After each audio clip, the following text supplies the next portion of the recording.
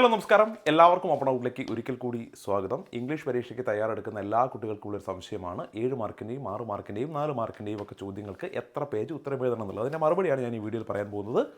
ഈ വീഡിയോ തീർച്ചയായിട്ടും നിങ്ങളുടെ കൂട്ടുകാർക്ക് എല്ലാവർക്കും ഷെയർ ചെയ്യണം. ഇംഗ്ലീഷ് പരീക്ഷയുടെ എല്ലാ കുട്ടികളും ഷെയർ ചെയ്യണം. കാരണം അവർക്ക് എല്ലാവർക്കും ഈ സംശയം ഉണ്ടാവും, അവരുടെ ഡൗട്ട് കൂടി മാറട്ടെ. അപ്പോൾ ഷെയർ ചെയ്യാൻ മറക്കരുത്. മാത്രമല്ല ഈ ചാനൽ സബ്സ്ക്രൈബ് ചെയ്യുക. ഈ പരീക്ഷാക്കാലത്ത് വളരെ യൂസ്ഫുള്ളായ വീഡിയോകൾ ഞങ്ങൾ നൽകിക്കൊണ്ടേയിരിക്കും.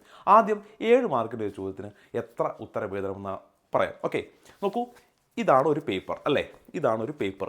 ഈ പേപ്പറിൻ്റെ അത്ര നീളം നിങ്ങൾക്ക് SSLC പരീക്ഷ എഴുതുന്ന ആൻസർ പേപ്പർ ഉണ്ടാവില്ല. അത്ര നീളം ഉണ്ടാവില്ല അല്ലേ? ഇതിനേക്കാൾ നീളം കുറവായിരിക്കും, പക്ഷേ വീതി കുറച്ചുകൂടി കൂടുതലുണ്ടാവും. ചുരുക്കി പറഞ്ഞാൽ ഏകദേശം ഈ പേപ്പറിൽ എത്രയാണോ കൊള്ളുന്നത് അത് തന്നെയാണ് നിങ്ങളുടെ SSLC മെയിൻ എക്സാമിനും കൊള്ളുക. ഈ ഒരു പേപ്പറിന് 2 സൈഡുണ്ടല്ലോ, ഈ ഒരു വശവുമുണ്ട്, ബാക്കിൽ ഇങ്ങനെ ഒരു വശവുമുണ്ട്. ഇതിൽ ഒരു വശത്തിനെയാണ് നമ്മൾ ഒരു പേജ് എന്ന് പറയുക, രണ്ടാമത്തെ വശത്തിനാണ് രണ്ടാമത്തെ പേജ് എന്ന് പറയുക. സോ ഒരു പേപ്പർ എന്ന് വെച്ചാൽ 2 പേജാണ് അല്ലേ? സോ 7 മാർക്കിൻ്റെ ഒരു ചോദ്യം വന്നു കഴിഞ്ഞാൽ ഈ ഒരു പേജും രണ്ടാമതൊരു പേജും, സോ ഒരു പേപ്പറിൻ്റെ 2 സൈഡിലുമാണ് ഒരു 7 മാർക്കിൻ്റെ ചോദ്യത്തിന് നിങ്ങൾ ഉത്തരം ഏകദേശം എഴുതേണ്ട.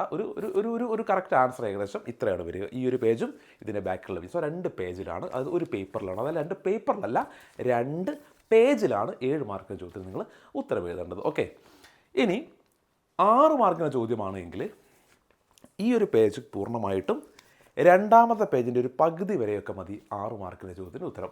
അതൊരു 1.5 പേജ് എന്ന് പറയും. ഈ ഒരു പേജും രണ്ടാമത്തെ പേജിൻ്റെ ഒരു പകുതി, കുറച്ച് വേണേൽ പകുതി മതിയൊക്കെ ആക്കാം, കുഴപ്പമൊന്നുമില്ല. അത്രയും മതി ഒരു 6 മാർക്ക് ചോദ്യത്തിൻ്റെ ഉത്തരം നിങ്ങൾ എഴുതുന്നത്.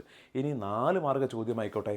4 മാർക്ക് ചോദ്യമാണ് ചിലപ്പോൾ 5 മാർക്ക് ചോദ്യം. ഈ നമ്മുടെ SCERT പ്രസിദ്ധീകരിച്ച മോഡൽ ക്വസ്റ്റ്യൻ പേപ്പറിൽ, മോഡൽ എക്സാം അല്ല, മുമ്പ് ഒരു മോഡൽ ക്വസ്റ്റ്യൻ പേപ്പർ പ്രസിദ്ധീകരിച്ചു. അതിലൊക്കെ 5 മാർക്ക് ചോദ്യങ്ങൾ കണ്ടിരുന്നു, പ്രൊഫൈലോ ബയോഗ്രഫിക്കൽ സ്കെച്ചോ ഒക്കെ.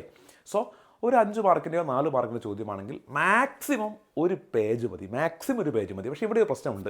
4 മാർക്കിൻ്റെ അല്ല 5 മാർക്കിൻ്റെ എല്ലാ ചോദ്യങ്ങൾക്കും നമുക്കൊരു ഫുൾ പേജ് എഴുതേണ്ട ആവശ്യമൊന്നും ഉണ്ടാവില്ല. ഇപ്പോൾ ഉദാഹരണത്തിന് പ്രൊഫൈലാണ് വന്നതെങ്കിൽ അത് നമുക്ക് അത്രത്തോളം എഴുതാൻ, ഒരു നോട്ടീസ് ആണെങ്കിൽ നമുക്കൊരു ഫുൾ പേജ് എഴുതാൻ മാത്രമൊന്നുമില്ല. ഇനി പ്രൊമോഷൻ ടാഗ്ലൈൻസ് അയക്കും, അല്ലെങ്കിൽ ആഡ് ജിങ്കിൾസ് അയക്കും, അതിനൊക്കെ 4 മാർക്കുണ്ട് എന്ന് വെച്ച് നമ്മളൊരു പേജ് നിറച്ച് എഴുതേണ്ട ആവശ്യമൊന്നുമില്ല. പ്രൊമോഷൻ ടാഗ്ലൈൻസ് എന്ന ഒരു ലൈനല്ലേ, ഒരു സിമ്പിൾ ആൻഡ് ഷോർട്ടായിട്ടുള്ള ഒരു ലൈനല്ലേ. അങ്ങനത്തെ ഒരു 4 എണ്ണം എഴുതാൻ പറഞ്ഞാൽ അതിനാകെ 4 വരി മതിയാവും. ഒരു ആഡ് ജിങ്കിളാണ് മാക്സിമം ഇപ്പോൾ ഇതിൻ്റെ പകുതി വരെയൊക്കെ മതിയാവും.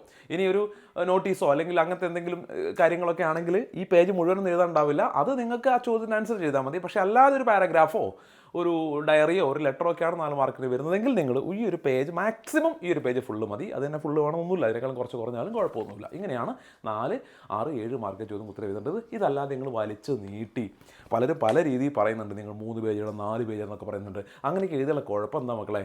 നിങ്ങൾക്ക് ഉത്തരം എഴുതാനുള്ള സമയമാണ് നഷ്ടപ്പെടുക. നിങ്ങൾക്ക് മറ്റു ചോദ്യങ്ങൾക്ക് ഉത്തരം എഴുതാനുള്ള സമയം നഷ്ടപ്പെടുക. സോ മാക്സിമം അത്ര മതി എന്നാണ് ഞാൻ പറയുന്നത്. 7 മാർക്കിന് ഈ സൈഡും മാക്സിമം അത്ര മതി. 6 മാർക്കിന് ഈ സൈഡും ഈ സൈഡിൻ്റെ പകുതിയും, 4 മാർക്ക് 5 മാർക്കിന് ഈ ഒരു സൈഡ്. അല്ലാതെ വലിച്ച് വാരി 3, 4, 5 പേജ് എഴുതി വെച്ചാൽ നിങ്ങളുടെ സമയമാണ് നഷ്ടപ്പെടുക.